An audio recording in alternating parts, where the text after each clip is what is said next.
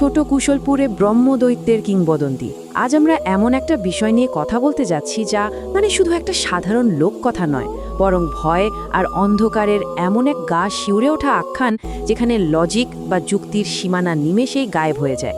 চলুন আর কথা না বাড়িয়ে সরাসরি এই ভয়ঙ্কর ঘটনার গভীরে ডুব দেওয়া যাক আর দেখা যাক কিভাবে একটা একেবারে সাধারণ রাত চিরস্থায়ী এক আতঙ্কের রূপ নিয়েছিল। খড়খড় মটমট। একবার কল্পনা করা যাক, নিস্তব্ধ গভীর রাত, চারদিক যখন ঘুমে কাদা, ঠিক তখনই নৈশব্দ চিরে ভেসে আসছে এই অদ্ভুত শব্দটা। মনে হচ্ছে যেন কেউ খুব গায়ের জোরে বাঁশ গাছগুলো একটা আর একটার সাথে ঘষছে। এই একটা মাত্র শব্দ দিয়েই কিন্তু পুরো ঘটনার সূত্রপাত। এটা কোনো সাধারণ হাওয়া বাতাসের শব্দ ছিল না, বরং এটা ছিল এমন কিছুর আগমনী বার্তা যা সাধারণ মানুষের কল্পনারও একেবারেই বাইরে। আচ্ছা, চলুন এই বিষয়টার একদম গভীরে প্রবেশ করা যাক।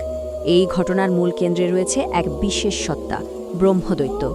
লোকমুখে প্রচলিত এই মিথ অনুযায়ী বহু বছর আগে এক তরুণ কুলীন ব্রাহ্মণকে খুব নির্মমভাবে হত্যা করা হয়েছিল, আর তার মৃতদেহটা ফেলে দেওয়া হয়েছিল এক পরিত্যক্ত বাঁশবাগানে।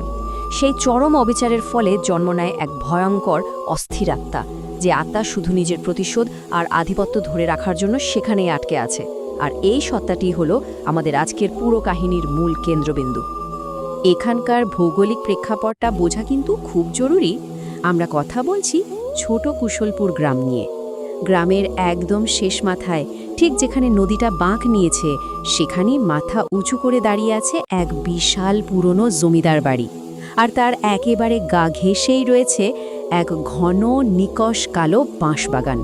মানে জায়গাটির পরিবেশ এতটাই গুমোট আর মূল গ্রাম থেকে এতটাই বিচ্ছিন্ন যে ভর দুপুরেও গ্রামের কোনো মানুষ ওই বাঁশবাগানের পাশ দিয়ে হাঁটার সাহস পায় না। এই ভৌগোলিক বিচ্ছিন্নতায় মূলত আতঙ্কের প্রথম ধাপটা তৈরি করে দেয়। আর ঠিক এইরকম একটা ভৌতিক পরিবেশেই এসে হাজির হয় আমাদের প্রধান চরিত্র অর্ক। সে একেবারে পুরোদস্তুর শহরের আধুনিক ছেলে। নিজের মামাতো ভাইয়ের বিয়ে উপলক্ষে এই নিঝুম বর্ষায় কুশলপুরে এসেছে। এখানকার সবচেয়ে বড় বৈপরীত্যটা হলো, একদিকে রয়েছে গ্রামের প্রাচীন গভীর কুসংস্কার আর ভয়ের এক দমবন্ধ করা পরিবেশ, আর অন্যদিকে অর্ক, যে একজন চরম যুক্তিবাদী মানুষ। ভূতপ্রেতের অস্তিত্ব সে স্রেফ হেসেই উড়িয়ে দেয়। আর এই প্রবল অবিশ্বাসী পরবর্তীতে তার জন্য সবচেয়ে বড় ফাঁদ হয়ে দাঁড়ায়। এই বিভীষিকাময় রাতের টাইমলাইনটা দেখলে পরিষ্কার বোঝা যায় কিভাবে একটি সাধারণ উৎসবের রাত ধীরে ধীরে চরম আতঙ্কে রূপ নিয়েছিল। শুরুতে একটা কোলাহলপূর্ণ উৎসবমুখর পরিবেশ, তারপর ঠিক রাত 12টায় সেই ভয়ঙ্কর শব্দের শুরু, রাত 1টায় সেই সত্যার একদম কাছে এগিয়ে আসা, এবং সবশেষে পরদিন সকালের সেই মর্মান্তিক পরিণতি। এই নির্দিষ্ট কালানুক্রমিক ধাপগুলোই প্রমাণ করে কিভাবে ভয় তিল তিল করে তার চরম সীমায় গিয়ে পৌঁছায়। বিয়ের ধুমধামের পর গভীর রাতে যখন সবাই ক্লান্ত হয়ে গভীর ঘুমে আচ্ছন্ন, অর্ক তখনও জেগে আছে। ঘড়িতে তখন ঠিক রাত 12টা। দোতলার জানালার পাশে দাঁড়িয়ে থাকা অর্ক দেখতে পায় বাইরে তুমুল ঝুম বৃষ্টি, সাথে কান ফাটানো বজ্রপাত। আর ঠিক সেই মুহূর্তে শব্দটা শুরু হয়, সেই বাঁশ ভাঙার খড়খড় মটমট শব্দ। পরিবেশের এই চরম বৈরী অবস্থায় কিন্তু অর্কর একাকিত্ব আর একটা আসন্ন বিপদের স্পষ্ট পূর্বাভাস দিচ্ছিল।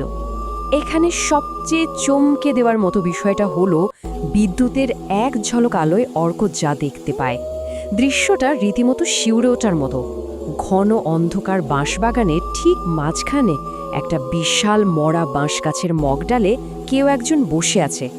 সাধারণ মানুষের চেয়ে অবয়বটা অনেক বেশি দীর্ঘ, গায়ের রং মৃতদেহের মতো ফ্যাকাশে, ধবধবে সাদা, পরনে ছেঁড়া পৈতা আর ধুতি। কিন্তু সবচেয়ে ভয়ঙ্কর হলো তার চোখ দুটো যেন ঠিক দুটো জ্বলন্ত কয়লার মতো ধক ধক করে জ্বলছে। রাত তখন 1টা বেজে গেছে। অর্ক চাইলেও সেই দৃশ্য থেকে নিজের চোখ ফিরিয়ে নিতে পারছে না। ওই জ্বলন্ত কয়লার মতো চোখ দুটো যেন তাকে জাদুর মতো আকর্ষণ করছিল, তাকে আষ্টে পৃষ্ঠে বেঁধে ফেলছিল এক ভয়ঙ্কর সম্মোহনে। সে খুব ভালো করেই বুঝতে পারছিল যে মারাত্মক একটা বিপদ আসন্ন, কিন্তু তার নিজের মস্তিষ্ক আর চোখ তাকে সম্পূর্ণ অমান্য করছিল। ঠিক এই পর্যায়ে এসে মূর্তির গতিবিধি একেবারে এক অতি প্রাকৃতিক মোড় দেয়। হঠাৎ করে সেই অবয়বটা বাঁশ গাছ থেকে সোজা নিচে নেমে আসে, কিন্তু সবচেয়ে অদ্ভুত ব্যাপার হলো তার পা দুটো মাটি স্পর্শ করছে না। সে যেন শূন্যে ভাসছে, আর ভাসতে ভাসতেই সে জমিদার বাড়ির ভাঙা পাঁচিল পার হয়ে ভেতরের উঠোনের দিকে এগিয়ে আসে। তারপর অবয়বটি সোজা দোতলার জানালার দিকে মুখ তুলে তাকায়। তার মুখটা এক কান থেকে অন্য কান পর্যন্ত বিস্তৃত হয়ে এক বীভৎস হাসিতে ভরে ওঠে, এবং চোখের পলকে অতি প্রাকৃতিক এক অবিশ্বাস্য গতিতে সে সোজা দোতলার দেয়াল বেয়ে উপরের দিকে উঠতে শুরু করে। মনস্তাত্ত্বিক দিক থেকে এই মুহূর্তটা সবচেয়ে বেশি আতঙ্কের। মূর্তিটি যখন তরতর করে দেয়াল বেয়ে উঠছে, অর্ক তখন পালানোর বা চিৎকার করার জন্য আপ্রাণ চেষ্টা করছে, কিন্তু তার নিজের শরীরই তার সাথে বিশ্বাসঘাতকতা করে বসে। গলা দিয়ে টু শব্দটাও বের হয় না। পুরো শরীর পক্ষাঘাতগ্রস্ত মানুষের মতো সম্পূর্ণ অবশ হয়ে যায়। চরম বিপদের মুহূর্তে নিজের শরীরের উপর থেকে নিয়ন্ত্রণ হারিয়ে ফেলার এই অসহায় অনুভূতিটাই হলো এই কাহিনীর অন্যতম ভয়ের জায়গা। আর ঠিক তখনই শব্দের উৎসটা পুরোপুরি বদলে যায়। একটু আগে যে শব্দ আসছিল দূরের বাঁশবাগান থেকে, এখন সেই নখের আছড়ের শব্দ খসখস খসখস শোনা যেতে থাকে একদম অর্কর ঘরের জানালার ঠিক বাইরে। দূরত্ব একেবারে ঘুচে গেছে। শিকার আর শিকারীর মাঝখানে এখন আর কোনো ব্যবধান অবশিষ্ট নেই। স্তব্ধ হয়ে দাঁড়িয়ে আছে অর্ক। হঠাৎ এক তীব্র দমকা হাওয়ায় জানালার পাল্লা দুটো দড়াম করে খুলে যায়। এবার শুধু দৃশ্য বা শব্দ নয়, এর সাথে যুক্ত হয় গন্ধ। ঘরের ভেতর হুড়মুড় করে ঢুটে পড়ে পচা চন্দন আর চিতার আগুনের এক তীব্র শ্বাসরোধকারী দুর্গন্ধ। এই গন্ধ মৃত্যুর, এই গন্ধ এক অশুভ ভয়াল উপস্থিতির। অন্ধকারের বুক চিরে অর্ক দেখতে পায় জানালার চৌকাঠে এসে দাঁড়িয়েছে সেই বিশাল সাদা মূর্তিটি। অর্কর সেই নিরাপদ আশ্রয় এখন সম্পূর্ণভাবে লঙ্ঘিত। মূর্তিটি তার দীর্ঘ হাড় সর্বস্ব হাতটা ঘরের ভেতরে সোজা অর্কর দিকে বাড়িয়ে দেয়। সেই হাতের নখগুলো কোনো সাধারণ নখ নয়, সেগুলো তলোয়ারের মতো ধারালো, ঠিক যেন মৃত্যুর পরোয়ানা নিয়ে আসা কোনো অস্ত্র। অর্ক তার শেষ শক্তিটুকু দিয়ে শুধু একটা ক্ষীণ গোঙানের শব্দ করতে পারে। আর ঠিক তখনই সেই সত্তা কথা বলে ওঠে। ভস্ম দৈত্যটি তার গম্ভীর বজ্রনির্ঘোষ গলায় শুধু একটি মাত্র বাক্য উচ্চারণ করে, আমার শান্তিতে বিঘ্ন ঘটানোর শাস্তি তোকে পেতেই হবে। এই একটি বাক্যই তার ক্রোধ, তার সীমাহীন প্রতিশোধ স্পৃহা এবং এই পুরনো জমিদার বাড়ির ওপর তার একচ্ছত্র আধিপত্যের চূড়ান্ত প্রমাণ দেয়। তাহলে মূল বিষয়টা দাঁড়াচ্ছে, পরদিন সকালে যখন গ্রামবাসীরা অর্কর ঘরের খোলা জানালা দিয়ে উঁকি দেয়, তখন এক মর্মান্তিক দৃশ্য সামনে আসে। যে অর্ক আগের দিন ছিল সুস্থ, চরম যুক্তিবাদী আর প্রাণবন্ত, সে আজ ঘরের এক কোনায় জবুথবু হয়ে বসে আছে, সম্পূর্ণ পক্ষাঘাতগ্রস্ত। এক রাতের ব্যবধানে তার মাথার সব চুল পেকে ধবধবে সাদা হয়ে গেছে। যে ছেলেটি ভূত প্রেত নিয়ে জোর গলায় তর্ক করত, সে আজ চিরতরে বোবা। তার চোখের মণি দুটো অনন্তকালের এক আতঙ্কে একেবারে স্থির হয়ে আছে। অর্করই মর্মান্তিক পরিণতি কেবল একজন মানুষের জীবনের ট্র্যাজেডি নয়, এটি ছোট কুশলপুর গ্রামের সেই বহু পুরনো কিংবদন্তিকে এক অমোঘ সত্যে পরিণত করে।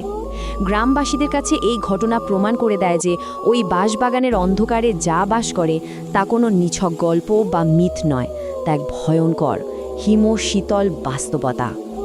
আর তাই বিপদ আজও কাটেনি। আজও কুশলপুর গ্রামের মানুষ বিশ্বাস করে যে সেই অভিশপ্ত বাঁশবাগানে সত্তাটি রয়ে গেছে। বিশেষ করে অমাবস্যার রাতগুলোতে, যখন চারদিক ঘুটঘুটে অন্ধকারে ঢেকে যায়, তখনও নাকি সেই বিশাল সাদা অবয়বটি বাঁশবাগানের গভীরে ঠিক একইভাবে দাঁড়িয়ে থাকে। তার জ্বলন্ত চোখ দুটো গ্রামের দিকে তাকিয়ে থাকে, আর নিস্তব্ধ রাতে দূর থেকে ভেসে আসে তার এক অদ্ভুত রক্ত জলস করা অট্টহাসি। আমাদের আজকের এই বিশ্লেষণ একটি গভীর প্রশ্নের মুখোমুখি দাঁড় করায়। আমরা মানুষরা যতই আধুনিক আর যুক্তিবাদী হই না কেন, অজানার প্রতি আমাদের সে আদিম ভয় কি সত্যি কখনো মেটে?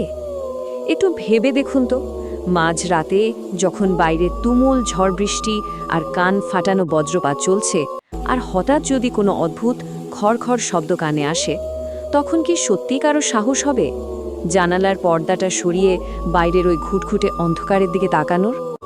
এই প্রশ্নটি আমাদের আজকের আয়োজনের ইতি টানছে। রাতের অন্ধকারে অজানা শব্দের ব্যাপারে সতর্কতা তাই চিরকালই জরুরি।